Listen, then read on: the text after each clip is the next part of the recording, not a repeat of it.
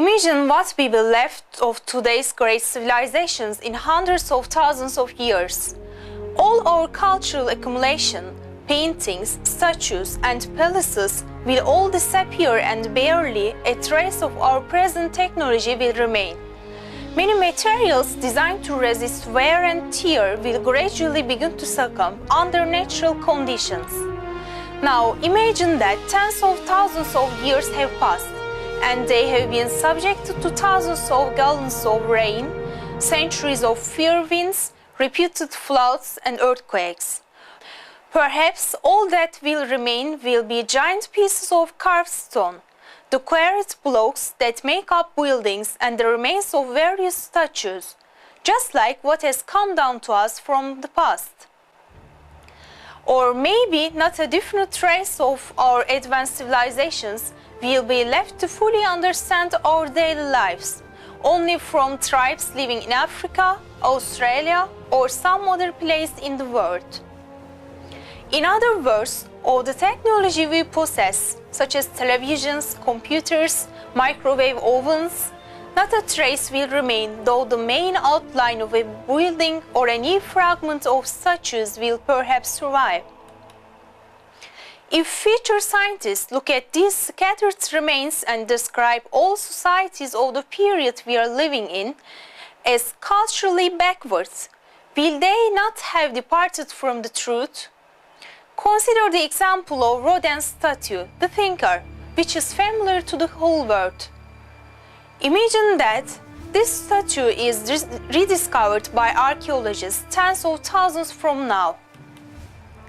If those researchers hold their own preconceptions about the beliefs and lifestyle of our society and lack sufficient historical documentation, they may well interpret this statue in different ways.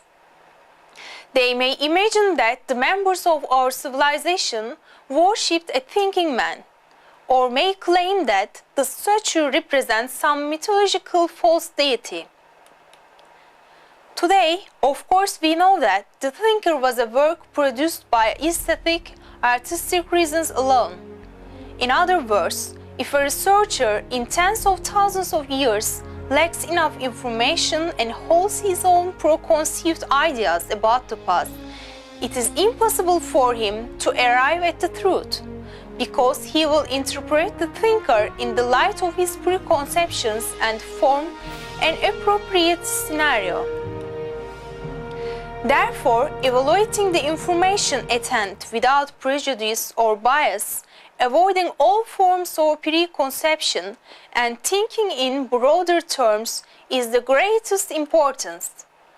Never forget, we have no evidence that societies evolve or that societies in the past were primitive. These suggestions consist solely of conjecture and are based solely on analysis by historians and archaeologists who support evolution. For example, drawings of an animal on a cave wall were immediately described as primitive drawings by cavemen. Yet, these pictures may well say volumes that aesthetic understanding of humans at that time. An artist wearing the most modern clothing for the time may have produced them solely for artistic reasons alone. Indeed, many scientists now emphasize the impossibility of these same cave drawings being the work of a primitive mind. Evolutionist scientists have examined the evidence found during excavations from a biased perspective. They have played about with some fossils that, in their own view, prove their theories and have ignored or even discarded others. Similar games have been played to demonstrate that history evolved as well.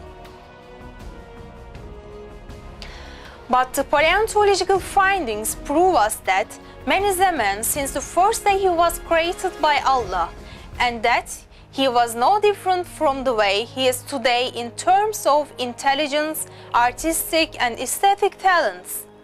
Allah donated man with those talents since the day he created him.